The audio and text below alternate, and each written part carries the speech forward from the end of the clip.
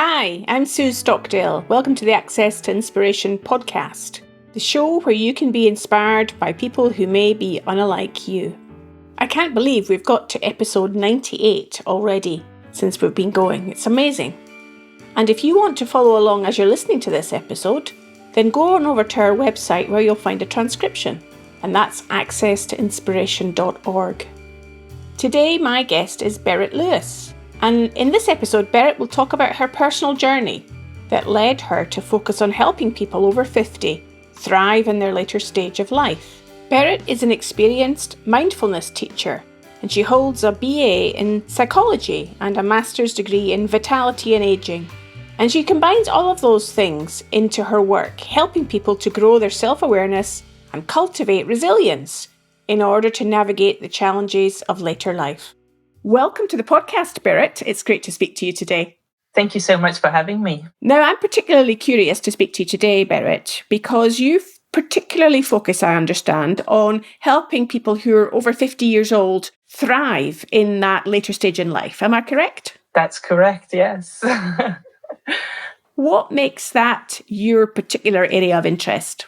Well, it's my personal journey, I guess. It's brought me to where I am today. So I used to work in communication. I used to live in Denmark. I'm Danish. And about 15 years ago, my husband was offered a job here in the Netherlands. And at the time, we had 2 young children and we had 2 full careers and we just couldn't make things work. We never saw each other. We never saw the children.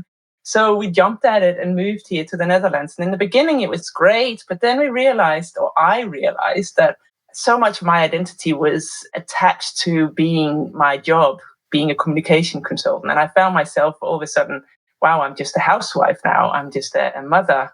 Who am I? And that brought me on to studying psychology. So I went back to university and I did a psychology degree. And at the same time, I was also interested in mindfulness, but I didn't really know what it was at the time. I thought it was just like the switch at the back of your head. You could switch up and everything would just be nice and calm in there, but it didn't work for me. And I found out later that that's the case for most people. It's all a mess up in our heads. So I was doing this mindfulness journey at the same time as doing my psychology degree. And all the things I learned in psychology was all happening in the head, all analyzing from an intellectual point of view. But then the mindfulness gave me this other perspective, and it made me realize that all the things that I was learning with my head just made so much more sense when I actually practiced it with my body. And so I went on a silent retreat. The first one I did was 5 days. And in the beginning, it was really hard. On about, I think it was the second or the third day, I had really bad backaches and I could not sit still. And I was just this battle in my head going, oh, but I'm supposed to. And I focus on your breath. And my head was like, oh, but my back. And so the teacher said to us, now you have 2 choices. You can either respond by changing the situation. So I did that. I tried to sit in different ways and it didn't really work. And then she said, you can also change the way you approach these difficulties. So change your mental perspective, your mindset, the way you approach them. And then that was a superpower because all of a sudden I started to be able to see these thoughts of resistance towards my pain.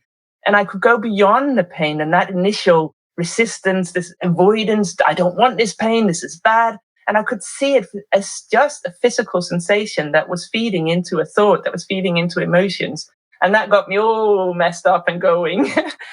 And I thought, wow, this is just such a superpower, because if I can approach anything in life like this, that happens, then I can stop myself getting into these extra sufferings and these extra difficulties. And I can sort of step back and say, well, it's just my mind. And yes, I continued to have the pain, but I could also do other things at the same time. It didn't completely take over my situation, and difficulties in life will not have to take over my life. And I can focus on other things as well. So Berit, you were talking there about this pain, and in your book that you have coming out, one of the things I was reading within it was about primary suffering and secondary suffering. Yes. So just tell us a little bit more about that before we get on to then the aging element.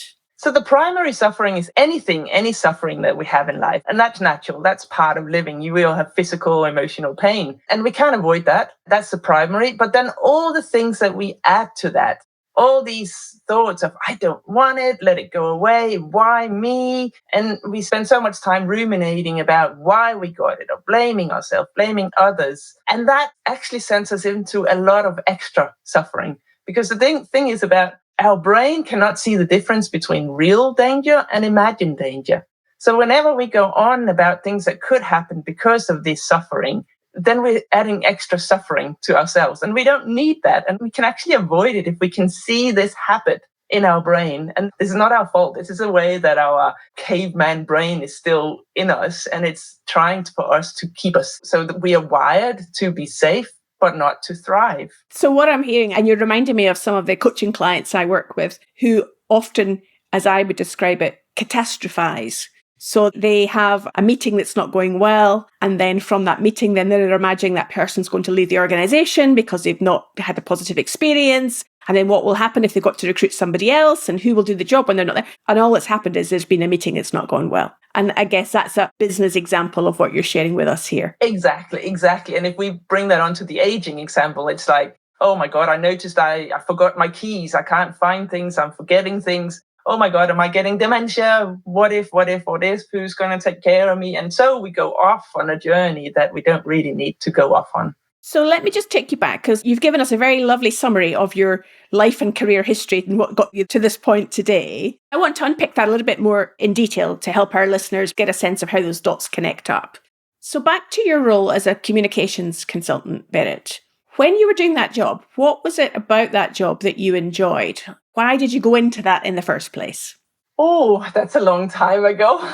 I think what made me interested in communication in the first place was bringing people together, a sense of community. And looking at it now, I think in the retrospect, it is about thriving. It's about creating a good life for ourselves and for the people we're with. Because I was internal communication I was doing. I also had to do the external, but it was definitely the internal communication that I enjoyed the most. And it strikes me from what you just described to us that there was you doing a job in an outside organisation to do with internal communications. And now what you've come to is helping individuals think about what is going on in their internal communication in their mind. So you're taking the same skill set, effectively, the same area of interest, and applying it in a very different way. Yeah. Definitely. I think one of my key messages in the book is that the demographics of the world is changing. We're all living for longer and we're all getting older. So we have to change. And people are starting to get aware of that. And there's a lot of initiatives happening to engage people and keep them in the workforce for longer. But I think we have to start with ourselves. And if we are so caught up in habits about what it means to be old, we're not going to be able to see beyond that. We're not going to see that mindset because we have to become aware before we can change things. And that's why I think mindfulness is such a thing, because you become aware of these habits that you have and these thought patterns and certain ways that you ought to live when you are past 50. Or we have this narrative that says that beyond 50, it's all downhill, that aging is something bad, it's something to avoid. It's all about decline. But when you actually look into it, it's not. It doesn't have to be. It's more about transitioning. Because, like, for instance, yes, we might get cognitively, we're not as sharp as we were when we were 20, but we're much better at seeing patterns and using the knowledge we have already gained. So it's just a different way of approaching life. And I think if we become aware of this, we don't need to limit ourselves so much. And by not limiting ourselves, we can continue to contribute. And so we have purpose and we create a better world for both us and the people around us. For any business leaders listening, maybe there's a reminder as to why not to let your aging workforce go, because they can add value in a different way to your business. Yeah, I think the problem is that mindfulness has become such a buzzword and most people see it as a way to help each individual cope with stress. But I actually think that it's much more than that. Once I did a talk in a big organization, and I think about 2/3 of the organization went on the Mindfulness Based Stress Reduction course. And the evaluation at the end of it, one of them came up and said simply, "Thank you for bringing kindness back to the organization." And I think that's what mindfulness can do. It can help individually, but it grows. It's not an inner journey alone. It's very much an outer journey, because in the end, it comes down to how we interact with people and how we work in the surroundings. Seems like just as we might label older people on the scrap heap or heading downhill, the label of mindfulness for some isn't helpful either. True, because it's got so many connotations in it, for sure, and so many misconceptions about it. So many people think it's just about relaxation. If I were to describe mindfulness in one word, it would be awareness. It's that awareness about how we are controlled by our innate genetic wiring in order to keep us safe. And that's not always good for our well-being. And also how we have created these habits for ourselves as we grow up, and thinking that our thoughts are truth and that everything is stuck. Something that might be good for us when we're 20 is not necessarily a belief that's helping us when we are in our 50s or 60s. So we can constantly change. So again, I want to pull us back to you then being a housewife, as you described it, at home bringing up your children. What then made you want to seek understanding and insight at that point? When you said, like, who am I? I'm not just a housewife. Then what did that compel you to do? And why did you go down the road that you did? I think I've always had a passion for learning and a curiosity. So that's why I went back to university and did my psychology degree. And then actually, when COVID happened, because I didn't actually finish that story, all the jobs that I had planned were all cancelled during lockdown. And that actually brought me back to university again. And I studied a master in vitality and aging, because being a foreigner, I'm Danish, I live in the Netherlands, my husband is Welsh, my children goes to an American school. So it's all, we're a bit sort of, where's home? Where do we want to live? And now that our children are about to leave home, my husband and I are thinking, where do we want to live? What's a good life? So that thought has always been on my mind. How do you create a good life for yourself when you're beyond your 50s? And that brought me onto this mindfulness based vitality and aging. And I realized that all of these things that I was teaching people who was really stressed and close to burnout and organization, it's the same skills. It's just different challenges you have when you are later in life. Within your book, Berit, there's a lovely acronym that you share within the book. As far as I'm remembering it, there's something to do with noticing and noting and knowing. There's also an acronym of embrace, I think, somewhere along the way. That's right. Tell me about what those things are, because I love hearing about the practical element of how do we take this principle of having awareness when we're older into our everyday lives. Yeah. As you say, there's two parts in it. So I've taken the word embrace and I really divided it into two parts. And the ease at the beginning and the ease at the end is sort of to be seen as little mindfulness loops, something that we should practice in order to gain this awareness that I talked about. And as you're right, it is about noticing, note it, and know it.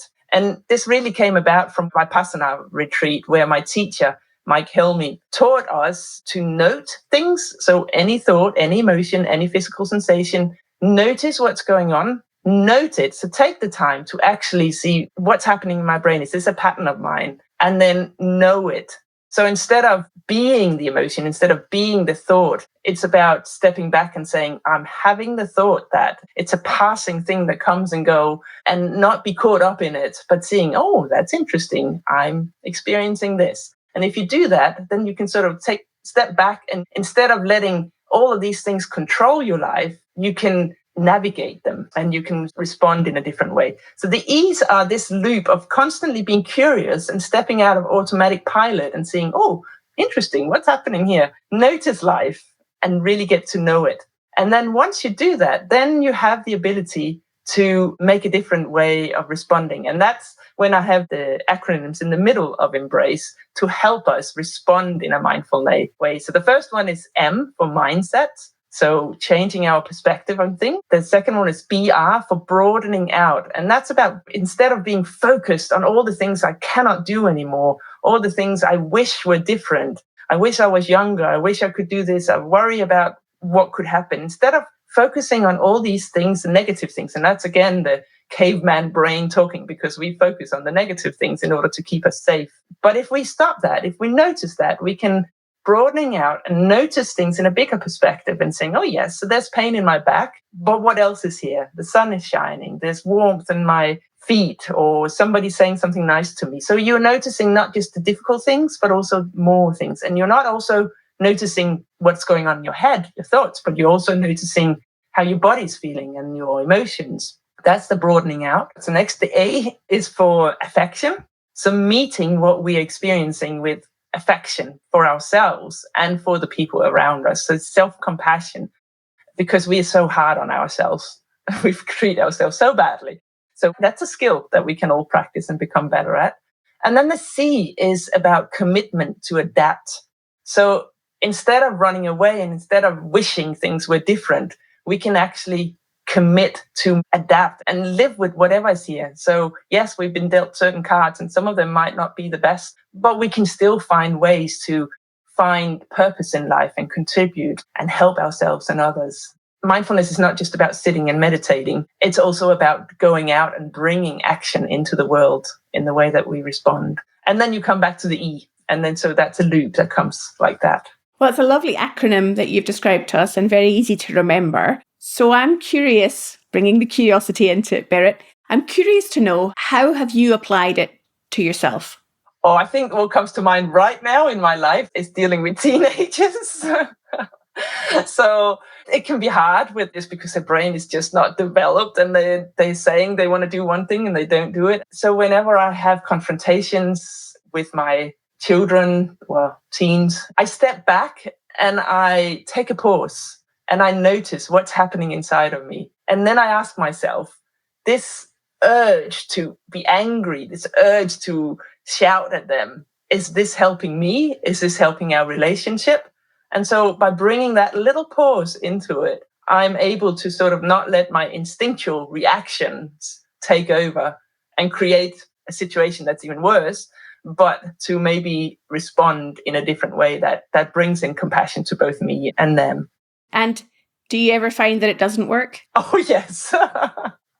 Yes. Oh, yes. I think this is a lifelong learning skills. It's not something that you learn overnight. And I'm imagining in those moments, it's equally as important to bring that self-compassion, to be okay not to be perfect all the time. Oh, for sure. And I think that comes afterwards where you're just going, oh, I should have done this instead. You go, okay, well, that's life. If our listener is under 50 years old, Berit, what can they take from what you're saying that would be relevant to them? I think it's exactly the same because it is the same skills that we need to practice. And I think the earlier you start this, I wish that it would be like in schools, we should all learn this from a very, very early age about how to live with this brain that we've been born with and realize that we have so much power in it, changing it. So the more we practice this, I would say I probably started quite late in life. It's only 14 years since I started. But if I had done it when I was a teenager, it would have helped me all the way through life. Because it would be a habit. It would be a way to respond to life that comes natural and easy and quicker to me. If we learn it early in life, we can use it much better when we're older. Not saying that we can't change when we're old. We can always do that. But I think the more we practice it, the better we become, like with anything in life. There's hope for the younger listeners of the podcast to start immediately, not wait till you're 50 to try this out. No, and I think so I'm teaching the Mindfulness Based Stress Reduction course, which is for all ages. And the one that I developed, the course about Mindfulness Based Aging, it's really the same thing I'm teaching. It's just different themes that we bring onto it. So yeah, it's the same skills. One of the ways that we often have a sense of what it will be like to be old is the experience we have with our parents or our carers when we have been brought up. When you reflect back on how you were brought up and those that were caring for you, Berit, what were the messages that you got from them about getting old? I have a very positive. I'm thinking about my grandmother specifically. She was so active till the very end. She used to have this little piece of land, forest, that she used to go down and chop trees in till she was in her 80s. So I don't think I have had so much limiting beliefs about what it means to be old as our culture tend to put onto us, because she was very much an active lady. And my mum is now too extremely active, and my dad too. So yeah, I think I've had a good upbringing in that way. I think there's more to your grandmother's story that you refer to in your book. And I'm wondering if you can just give us a living example of how she thrived until the end of her life. Yes, at the very end of her life, she had this forest, as I was saying, and she loved to go out and just be active, but in the end, she couldn't do that.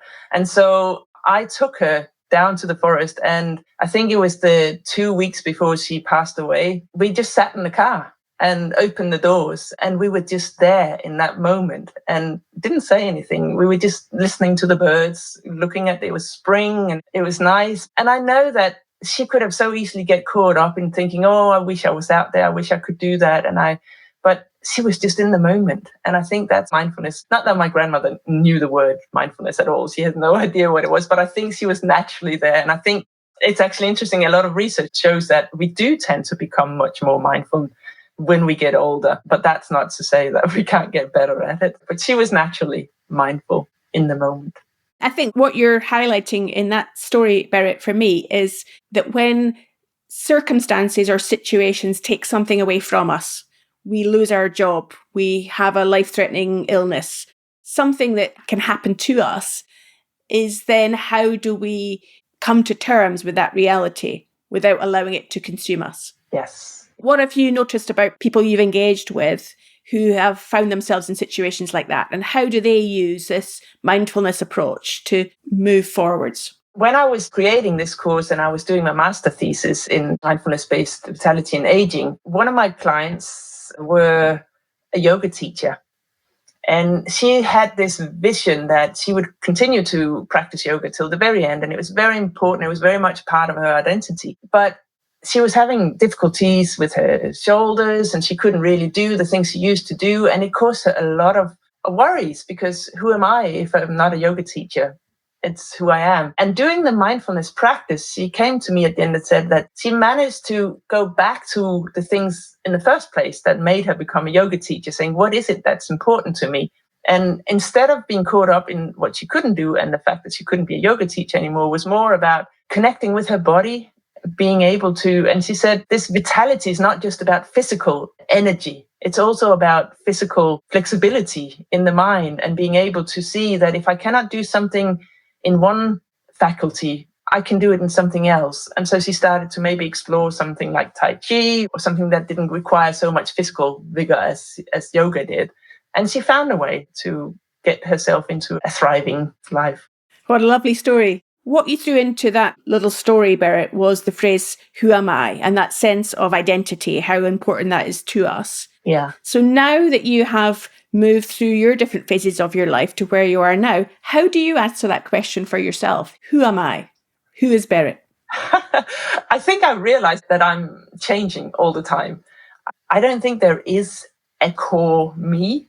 I think me, the construction of a self, my identity, is something that I continuously do every day. In every action, every thought, everything I do, I continuously change that. And that's also why when something goes wrong or if I experience difficulties and when I see how I'm reacting and I ask myself, is this something that's helping me be who I want to be? Is this helping me live the life I want to be? Because I realize that this is something that I can create. It's not just one me. And I can combine now all these things. And I'm definitely doing that in my book, the mindfulness, the aging and the communication into a book where I'm using all these skills. But I'm sure that if you ask me in 10 years' time, I'll be somewhere else and I'll have learned something else. And I will add that into the equation and find out how I navigate all of that. Well, again, what I'm taking from what you're saying there, Berit, is from a business context. I know many of our listeners are coming from a business background, is those are the very skills that people in business these days have to also embrace, is businesses are no longer with a fixed identity. Those leading the businesses and working in the businesses no longer are just doing the same old job title as they've always been doing. We've got to be nimble, flexible and adapt and step into the unknown. I think you're giving us an example of how that can be done. Yeah, but it sounds a bit like we're just floating around. I don't think we are, because I think it's very important that we still take the time to ask ourselves, what's important to me? What are my values? And then let that be the compass that decides how we want to respond to life. As we finish our conversation today, Berit, what would be your tips that you would leave for our listeners to put into practice immediately at the end of this podcast that they could do? Take pauses. Because we have become human doings instead of human beings, I think. So we're so busy. We just think we have to achieve and strive all the time. And we're so much in our heads. I think it's very important that we take pauses to step back and just notice what's going on with me right now? How am I feeling? What messages is my body sending me right now? And I think that will create that awareness I'm talking about. It's the beginning of it. And not only does it help us cope with chronic stress or stress because it helps our nervous system calm down, but it gives us that awareness. So just put your alarm on your phone maybe every 3 hours, and just step back, sit down, and take 5 minutes where you just sit and feel your body. On my website, I have a guided pause practice, and you can start with that. But I think eventually it becomes second nature to us. We don't need to be guided or anything. We can just stop and breathe and feel what's happening to me right now. Wonderful. Thank you, Berit, so much. If people want to find out more about you and the work that you've done, how might they do that? So I've got a website called Thriving Life. That's my company. So www.thrivinglife.eu. And there you can find links to all of this, what I've talked about now, and also information about the book. Fantastic. It's been lovely to speak to you today. I'm noticing the beat of my heart, the calmness of my shoulders being relaxed. So I'm even applying what you're suggesting to us all today immediately. Oh, that's great. Thank you so much for your time. Pleasure to being here, and thank you for having me.